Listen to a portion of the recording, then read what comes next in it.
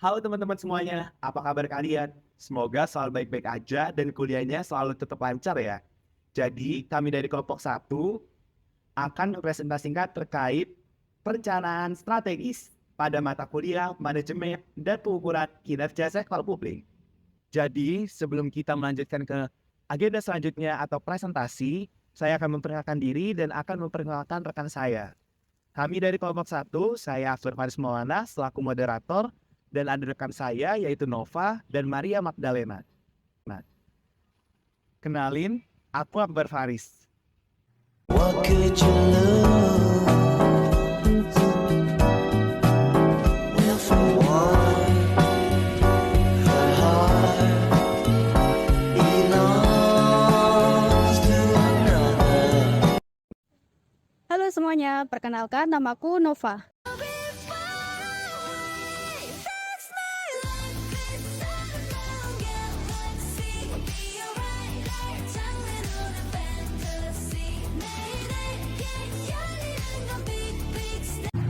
Halo semuanya, perkenalkan saya Alena. Kegiatan aku biasanya kuliah, bermain musik, organisasi, liputan, lalu ada choir, dan terakhir jalan-jalan. Beranjak ke table of content atau materi pembahasan yang akan kita bahas dalam presentasi pada hari ini. Yang pertama, ada materi terkait perencanaan. Kedua, ada materi tentang perencanaan strategis. Ketiga, ada perencanaan sektor publik. Dan terakhir, ada isu kontemporer.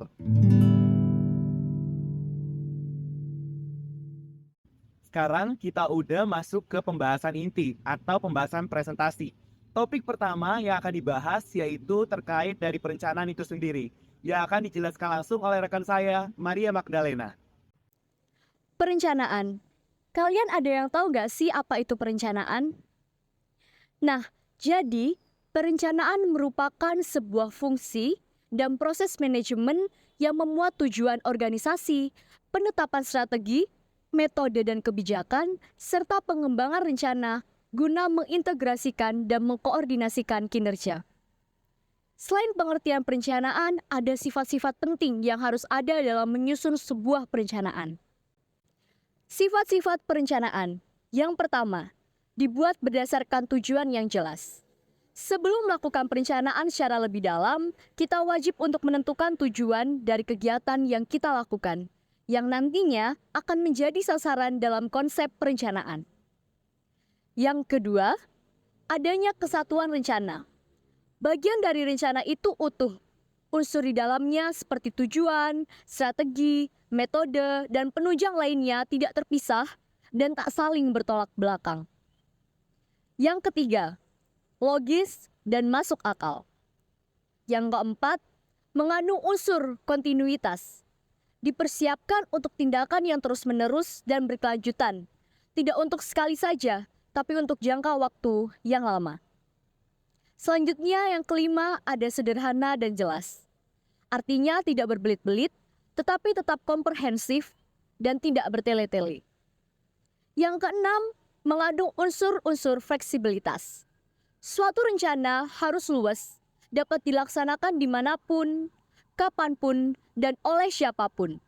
Selain itu, rencana hendaknya dapat mengikuti perkembangan kemajuan masyarakat, perubahan situasi, dan kondisi yang tidak dapat dikontrol.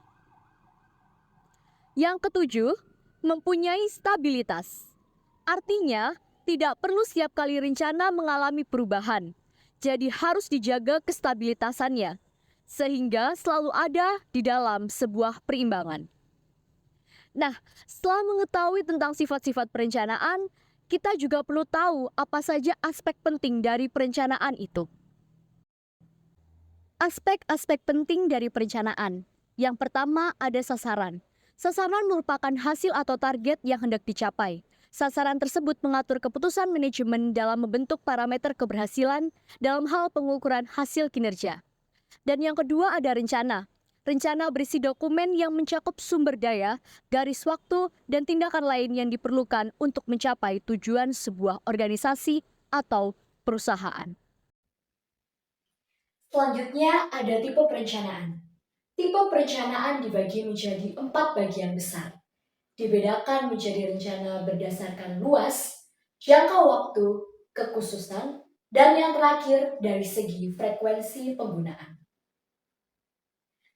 Rencana berdasarkan luasnya ada rencana strategis dan rencana operasional. Rencana strategis yaitu rencana yang berlaku untuk keseluruhan proses yang terjadi di dalam suatu organisasi. Dan ada rencana operasional yang biasanya difungsikan untuk area operasional saja, guna pengimplementasian rencana yang telah dibuat sebelumnya. Rencana berdasarkan dengan jangka waktunya dibedakan menjadi 2 bagian besar, yaitu jangka panjang dan jangka pendek. Untuk jangka panjang, perencanaan dibuat untuk jangkauan waktu lebih dari 3 tahun. Sedangkan untuk jangka pendek, rencana hanya dibuat untuk mencakup perencanaan 1 tahun atau kurang. Nah, namun dalam perencanaan juga mengenal istilah rencana taktis, di mana jangkauannya berada dalam periode waktu antara sekitar 1 hingga 3 tahun. Selanjutnya ada rencana menurut kekhususannya.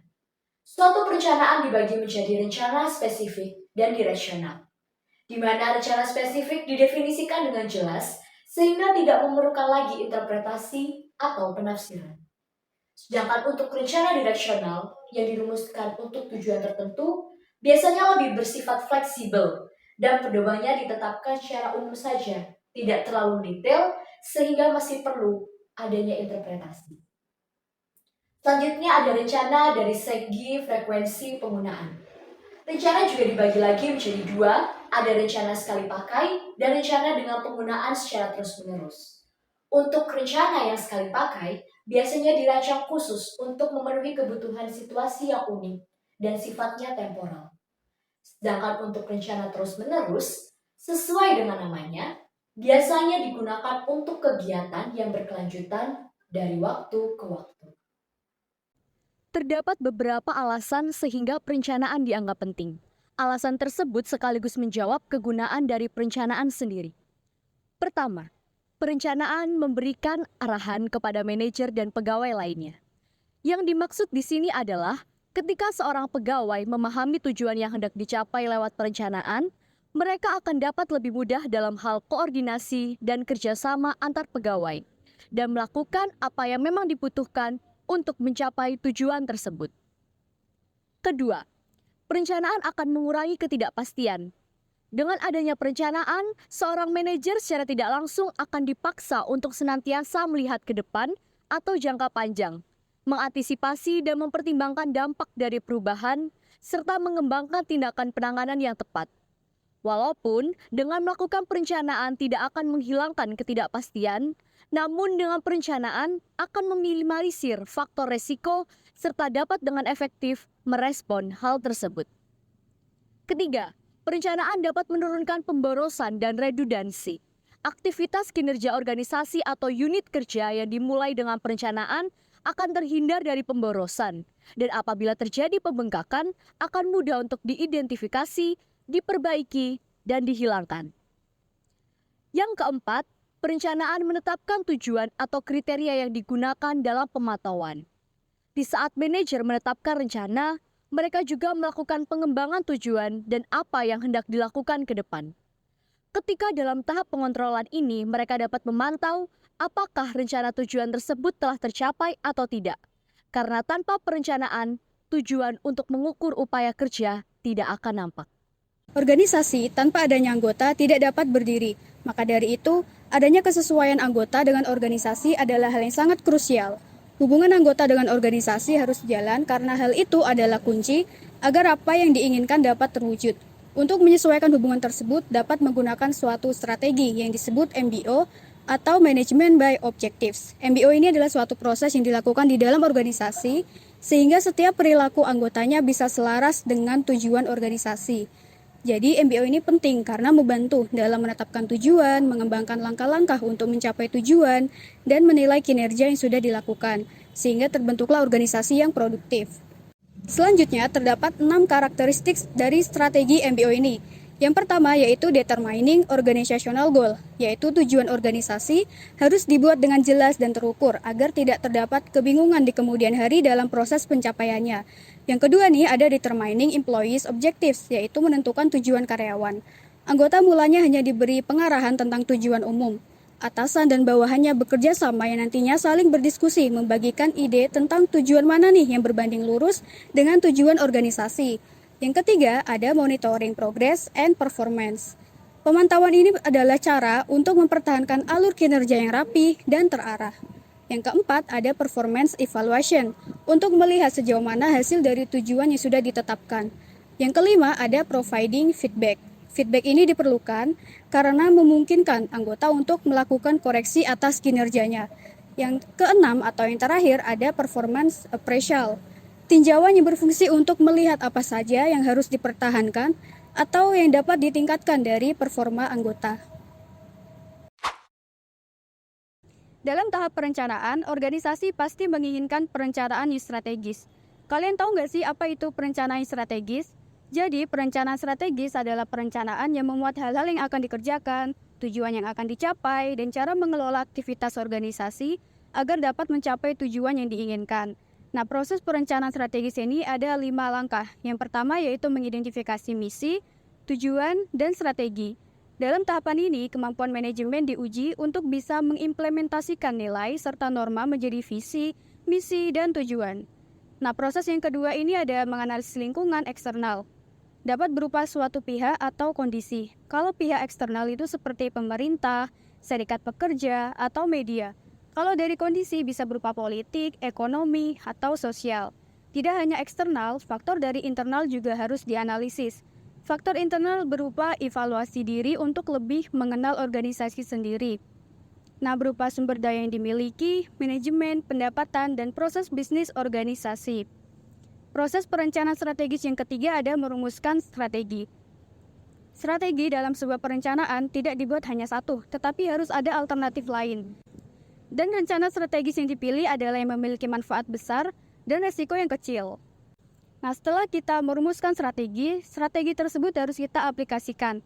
Masing-masing divisi bekerja sesuai tugasnya. Misalnya nih, pimpinan udah nentuin rancangan suatu produk. Selanjutnya, pimpinan tersebut membagi tugas ke bawahannya. Nah, tahap terakhir atau tahap kelima adalah evaluasi hasil. Tahap ini fungsinya untuk memastikan tahapan sebelumnya telah dilaksanakan dengan baik. Evaluasi juga menjadi catatan bagi penyusunan rencana strategis selanjutnya. 3, 2, 1. Kalau cinta sudah membara, rindu jadi menggebu-gebu. Janji-janji seribu janji, janji atur di malam ini. Pacarku tak ada di rumah, malam minggu jadi kelabu. Dalam hati ngomong sendiri, akhirnya aku pulang pergi. Aku tak mau malam ini kecewa. Ku ambil gitar, ku panggil teman-temanku. Sekarang memasuki materi ketiga, yaitu terkait dari perencanaan sektor publik. Sebagaimana yang kita ketahui, kedudukan perencanaan sangatlah penting, baik dalam konteks pelayanan publik maupun pengawasan. Perencanaan merupakan prasyarat yang sangat penting, karena untuk mewujudkan pelayanan publik yang baik, kemudian mencegah hal buruk terjadi di masa depan, ketiga, memprediksi ketidakpastian, dan yang terakhir, yaitu merawat konsistensi antara perencanaan dan pengimplementasian. Setelah saya menjelaskan terkait dari pengertian perencanaan itu sendiri, saya akan menjelaskan langkah-langkah dari perencanaan itu sendiri agar terciptanya efektivitas dan efisiensi dalam menciptakan atau mewujudkan perencanaan itu sendiri. Terdapat 5 langkah dalam perencanaan. Yang pertama adalah identifikasi kelompok masyarakat. Yang kedua itu analisis faktor eksternal dan internal. Ketiga, penentuan kegiatan masyarakat. Kemudian yang keempat, penjadwalan kegiatan. Dan yang terakhir adalah sumber daya yang dibutuhkan. Selanjutnya ada contoh dari perencanaan pelayanan publik yang dapat kita lihat dari video berikut ini. Kota Medan adalah kota terbesar ketiga di Indonesia. Kebutuhan akan pelayanan publik menjadi isu sentral pemerintah. Hal ini bertujuan untuk memberikan akses bagi masyarakat untuk mengecah pembangunan secara menyeluruh. Sejalan dengan itu, berdasarkan data, diketahui bahwa kebutuhan masyarakat untuk kepengurusan izin cenderung semakin meningkat. Pemerintah Kota Medan melalui Dinas Penanaman Modal dan Pelayanan Terpadu Satu Pintu berinovasi dengan mewujudkan pelayanan publik yang terintegrasi dan lebih progresif berupa penyelenggaraan Mall Pelayanan Publik. Mall pelayanan publik yang akan dibangun di Plaza Medan Baru merupakan mall pelayanan publik terbesar di Sumatera Utara dengan luas lahan 9.816 meter persegi. Lokasi yang cukup strategis menjadikan mall pelayanan publik ini mudah dijangkau dengan kendaraan pribadi ataupun angkutan umum. Adapun tujuan dari penyelenggaraan mall pelayanan publik yaitu untuk meningkatkan kolaborasi antar para penyelenggara layanan, mengintegrasikan berbagai jenis pelayanan publik dari pemerintah pusat, pemerintah daerah, BUMN, maupun pihak swasta dalam satu gedung, menyederhanakan persyaratan, prosedur, dan sistem pelayanan publik, meningkatkan komitmen, kerjasama, dan sinergi antara para penyelenggara layanan dalam rangka penyediaan, pemanfaatan, dan pengembangan layanan publik, memberikan kemudahan kepada pengguna layanan dalam memproses layanan dalam satu gedung, mendorong peningkatan investasi dan pertumbuhan ekonomi daerah, meningkatkan kualitas pelayanan perizinan yang lebih cepat, mudah, terjangkau, transparan, dan akuntabel, serta bebas dari pungutan liar. Berikut instansi yang akan bergabung di Mall Pelayanan Publik Kota Medan. Pemerintah Kota Medan,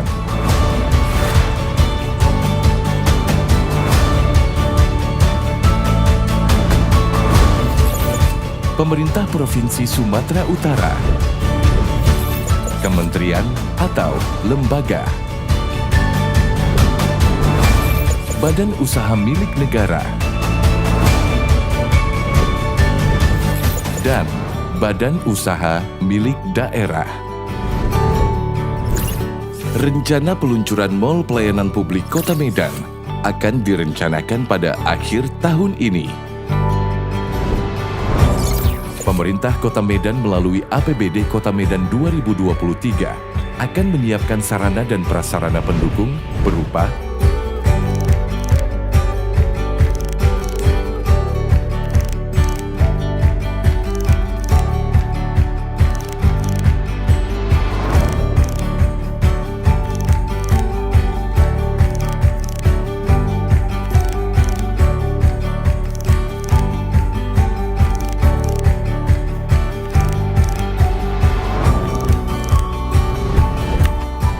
inovasi penyelenggaraan Mall Pelayanan Publik atau MPP diyakini dapat meningkatkan kepuasan masyarakat terhadap pelayanan publik di Kota Medan. Mall Pelayanan Publik di Kota Medan juga merupakan sebuah langkah kolaborasi guna mencapai terwujudnya masyarakat Kota Medan yang berkah, maju, dan kondusif sesuai dengan visi Wali Kota dan Wakil Wali Kota Medan. Pemerintahan yang kolaboratif dapat mewujudkan kinerja organisasi yang lebih efisien dalam menciptakan kinerja dan pelayanan yang lebih baik.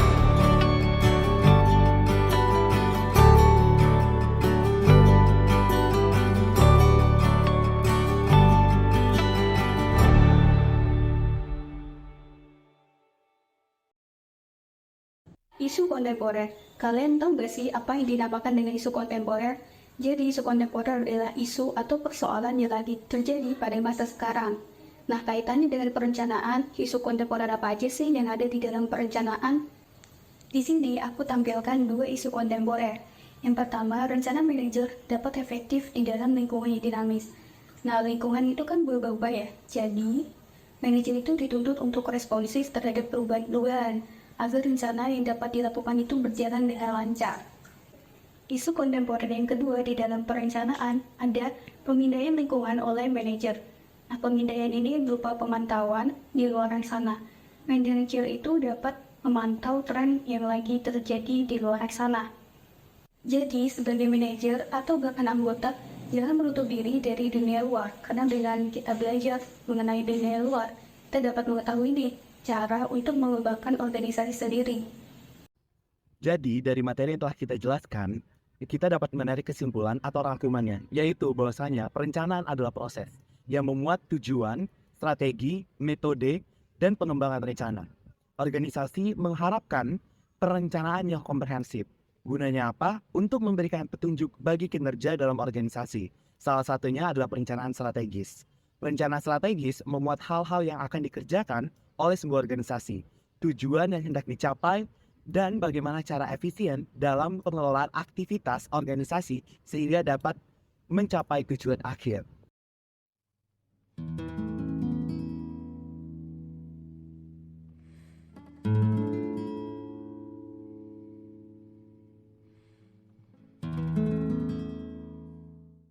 Sekian presentasi dari kelompok 1 terkait dari perencanaan. Kurang dan lebihnya mohon maaf. Kepada Allah kami mohon ampun. Wassalamualaikum warahmatullahi wabarakatuh.